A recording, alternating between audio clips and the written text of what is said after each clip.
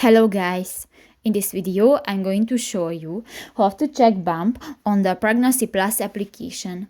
But first of all, I just want to mention, please don't forget to subscribe to our channel, because at 100,000 subscribers we are going to show you our YouTube revenue statistics and growth strategy, how to make money online.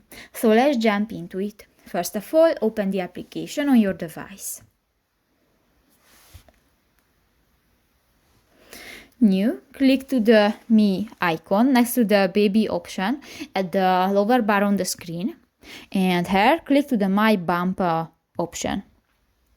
And you can check the bump, for example, 1 month, 2 months, 3, 5, and the others 9, and done. So that's pretty much it for this video, guys. See you in the next one. Bye bye.